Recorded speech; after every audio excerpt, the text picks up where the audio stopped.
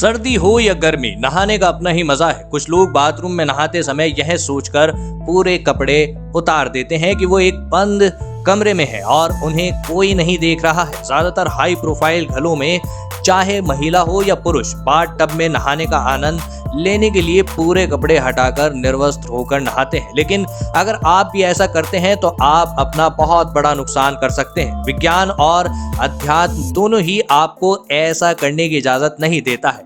आपको सबसे पहले ये जान लेना चाहिए कि पूरे कपड़े उतार कर नहाने वाले के चेहरे की चमक खत्म हो जाती है। शास्त्र में भी निर्वस्त्र होकर स्नान करना गलत माना गया है।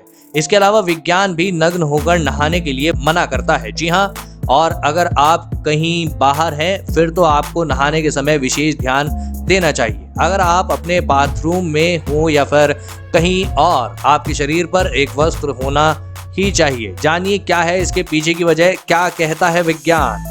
जब आप नहाने के लिए बाथ टब में जाते हैं तब मौसम और आपके शरीर का तापमान के हिसाब से पानी का तापमान अलग रहता है। शरीर पर पानी पड़ने से हमारे शरीर में अनुकूलन होता है और कई बार हमारी बॉडी इसे अचानक एक्सेप्ट नहीं करती है। ऐसे में यदि आपके तन पर कपड़ा है तो वो पानी और शरीर के तापमान में समन्वय बनाता है। ऐसे में किसी अनहोनी की आशंका नहीं होती है। इसीलिए जब भी नहाने जाएं तन पर एक पतला कपड़ा जरूर रखें। इसके अलावा तकनीक की दृष्टि से देखें तो अगर आप अपने घर के बाहर किसी दूसरी जगह पर हैं तो बेहद समझदारी से नहाएं। तमाम बार, होटल्स और दूसरों का बाथरूम यूज करने में सबसे बड़ा डर यह रहता है कि कहीं बाथरूम में खुफिया कैमरा ना हो। कई बड़े बड़े बार्स लोगों के बाथरूम में खुफिया कैमरे से उनकी गंदी वीडियो बनाए जाने के गंभीर मामले में प्रकाश में आ चुके हैं। इसीलिए अगर आप घर से बाहर हैं तो नहाने का विशेष ध्यान रखें।